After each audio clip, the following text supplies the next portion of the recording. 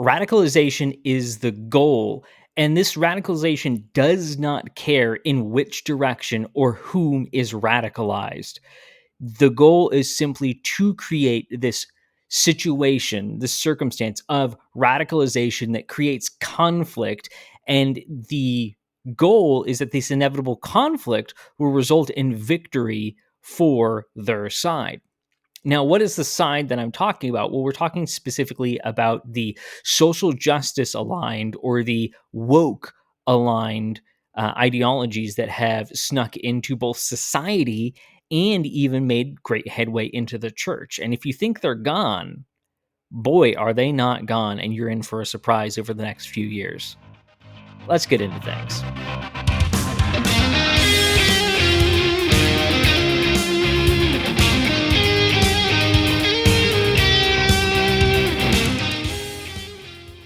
Welcome to the TLDR Christianity Podcast. If you'd like to support the podcast, you can by going to the Give, Send, Go or Patreon linked below. You can also pray for me, and prayer should never be discounted or minimized. Remember, before you ever consider giving to the podcast, give to your church, your local family, and your community. This is not the priority. This is tertiary.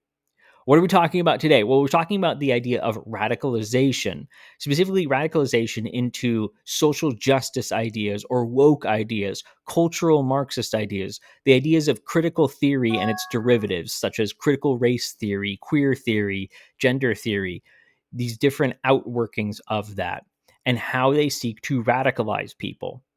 Now, this is if you were to look at the time, this is a much shorter episode. Even when I normally say a shorter episode, it's shorter than that. This has been a weird week for me health-wise. I woke up yesterday feeling like I was walking sideways, just so off. Could not record the episode that I wanted. Recorded a different episode, reviewed it today, and decided last minute, no, I need to pivot. I need to do something different, and realized that this was a very important idea that we really need to nail down. We need to get right if we are to stand up for biblical truth. That's the first and foremost. We always want to be standing up for the truth, and then in that, standing against these secular errors that are trying to warp our society and are trying to get the church off track. Now, if you think the ideas of wokeness, the ideas of social justice have been largely defeated or just kind of relegated to the side thing, you're in for a rude awakening over the next few years. You really are. Things are rapidly picking up steam again. You can find a whole deal of things that sound like they were produced in 2020, but they're here in 2025. There are movements gaining steam. There are organizations that are making big pushes again. They're getting ready. Now, why is that? Well, they couldn't advance things the same under Biden. Biden's administration was actually bad for them because they rely on radicalization. Radicalization not of the government, but radicalization of the people. And look at 2020. Look how much they were able to mobilize and radicalize people. It's because they had an enemy, an evil of which they could rally around. Now, this is the point about from the intro that I was making of they don't care who they're radicalizing or in what direction.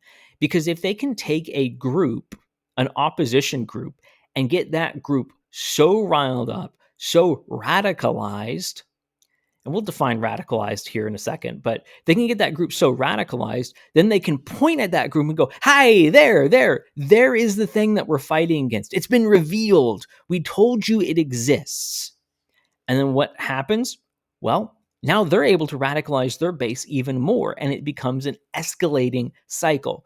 So quickly, what do I mean by radicalize? Radicalize. Because people use that term so all over the place to mean, frankly, sometimes they mean it in a good way. We should be radically devoted, in sort of a common sense usage of the word radical. We should be radically devoted to the church, to Christ, to our spouses. But that's not really what the word radical means or radicalized means, because technically those should be normal things, normal things. So when we're talking about radicalization, we're talking about going above and beyond, over the top, beyond what is normal, outside of the established confines of truth, and into a realm of fanaticism, of devotion to an idea that transcends where the facts would actually lead you. It is a detaching from reality in favor of a more extreme vision. And that is really what has been sold over the past years, really the past decade or more, en masse, to people when it comes to the ideas of social justice, the woke movement. Again, these ideas that are rooted in critical theory, critical race theory, queer theory, gender theory, etc. Name a group that could be claimed to be oppressed, and there is a derivative of critical theory for that group. Now, what do I mean? I explained it a tiny bit, but what do I mean when I say that they don't care if they radicalize their opponents? Well, let's zoom in on critical race theory for a second. Critical race theory relies on the idea, as do all of these critical theories. They rely on the idea of reality being able to be put into a dynamic of oppressor oppressed. So they need an oppressor. Now, in critical race theory, you don't need an actual, real instance of oppression. There can be racism without racists. It's systemic issues. It's ethereal issues that aren't there, physical, tangible. So you can always say it exists because it doesn't actually exist. It's a unicorn, and that's really the type of thing that they push. But that only gets you so far. You can't take a movement. You can take a movement far down the field, but you're never going to score a goal with an unseen boogeyman. You need a real boogeyman, which is why they radicalize. They try and radicalize people along the lines of black and white. If your skin color is light enough, you are now white. If your skin color is dark enough, you're now black. Oh, but also it's ideological as well. It's not simply a physical reality. So you can be a black person by one category, but you're infected by whiteness. Makes it easy, because then I mean, go back to any regime that was influenced by Marxism, whether a direct derivative or influenced by, go back to the Soviet Union. Anyone who disagreed with leadership could just be labeled, as a member of some dissident group, dissident class, dissident category. Communist China, same thing. Nazi Germany, same thing. Even if, all of these different places, even if members of your own party were what you are persecuting. Pretty famous examples in Nazi Germany of high-ranking gay members of the Nazi party, yet they would pursue and charge people based on old laws against homosexuality. Why? Because it wasn't about objective truth. It was about taking out the opponent, creating an enemy that they could, a reason to attack this person, a justification. So that's really what they're trying to create, is a justification in their people. But again, they can only get so far without an actual tangible thing, which is why they always try and point to examples. Oh, here's an example. But it just doesn't stick. It doesn't stick. It doesn't stick in two senses. It doesn't get everyone on board. or it doesn't get the critical mass on board, because they really need a certain number in order for the revolution to take place. But it also doesn't stick long term. They're going to have a lot of people that come out and march, protest, riot, loot, do all these things, but then they're going to go back home. And the next similar instance, the next similar situation, they're just not going to be motivated the same. In their mind, not consciously, but in their mind, they've already done their part. They did the thing. And uh, for various reasons, that satisfied their mind on the issue. Whether it's they believe they did their part, or whether it's they believe that, oh, well, nothing happened, therefore it's not worth putting in the effort. That's just how it works. And because of this, they do need an actual, tangible enemy to point to. And this is where the whole idea of they don't care who they radicalize comes in. So they're going to attack in any form they can, any place they can. They're going to attack their claimed enemy. In this case, they're critical race theory, dividing people based on skin color, black, white. So it's going to attack white people as oppressors, and it's going to be vicious about it until it starts to radicalize white people into a backlash against black people. And then what do they have? They have exactly what they wanted, because then they can say, see, look, here it is. You that wanted the proof, here it is.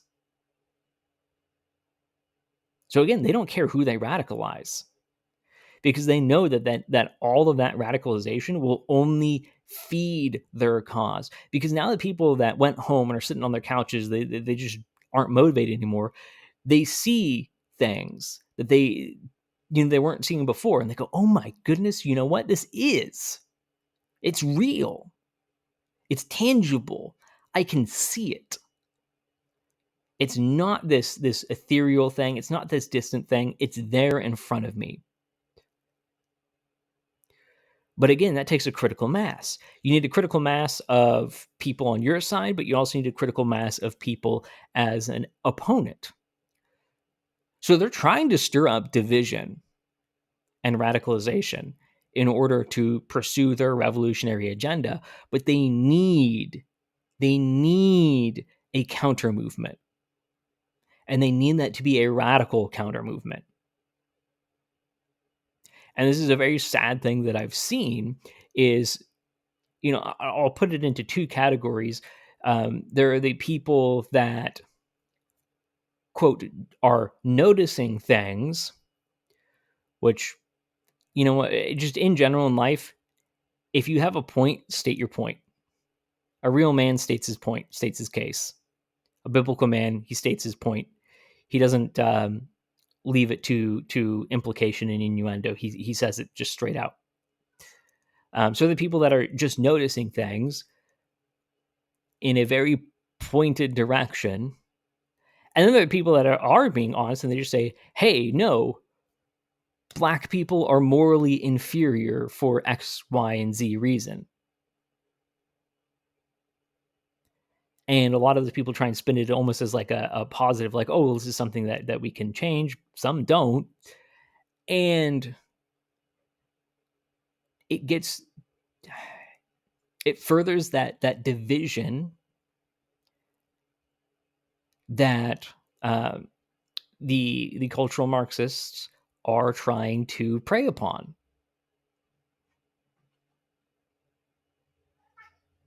You're playing their game. You're feeding into their game.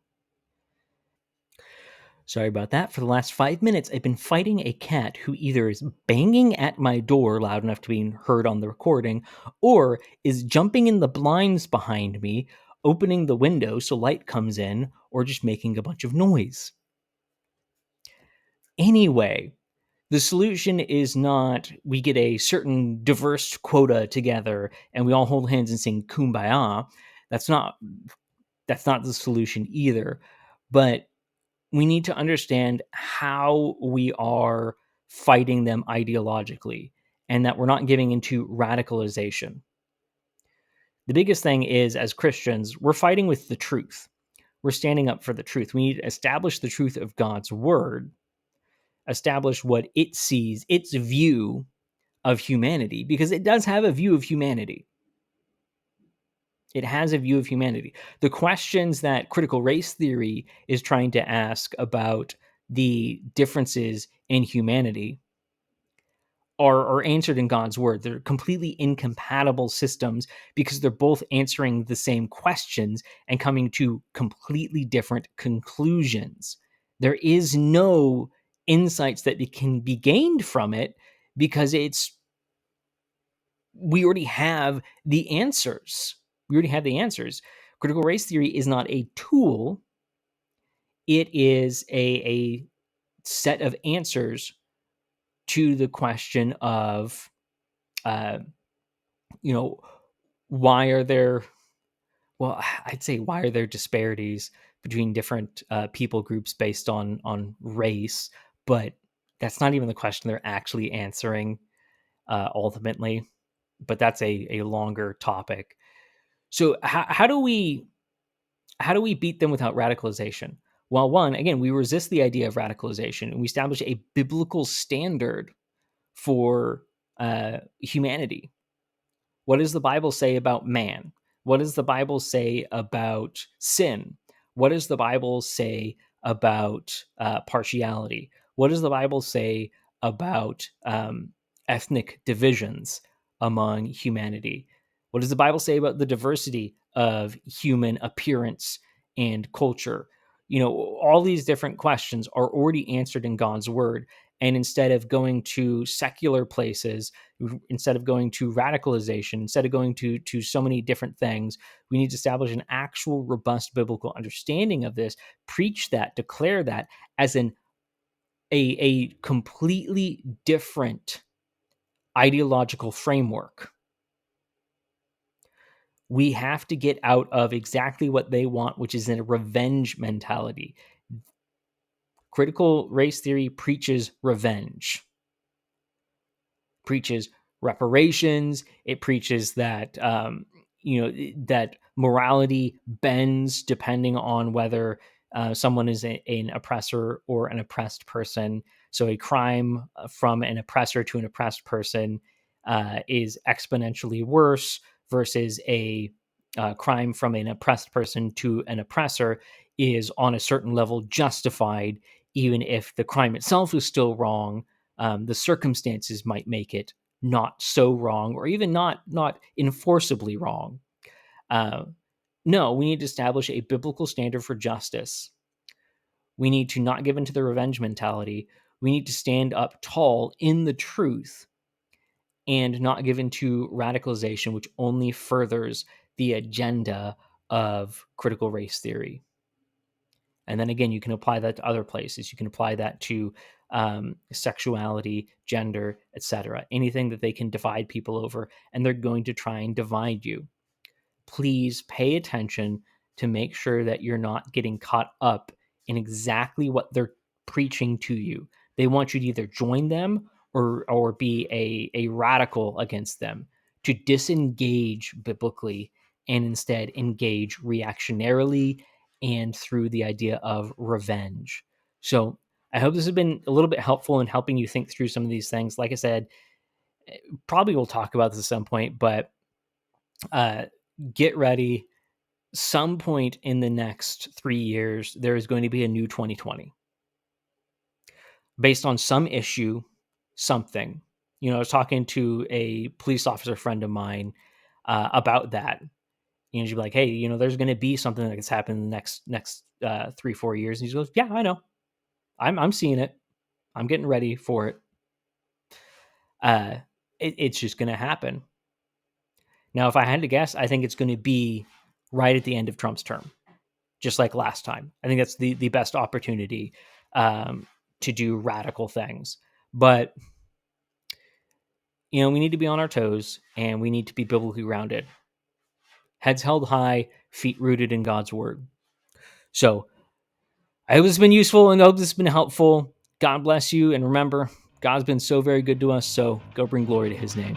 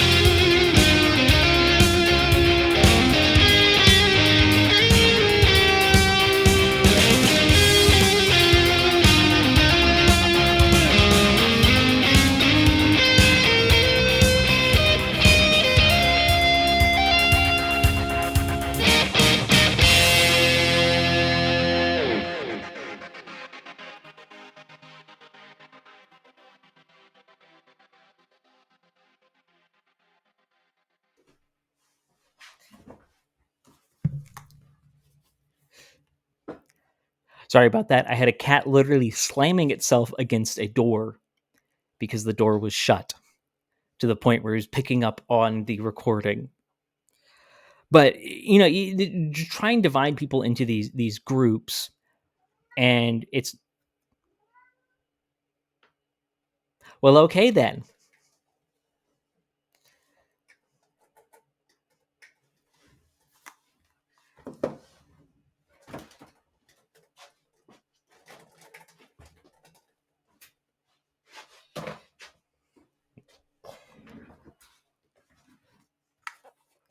Oh, don't you do it.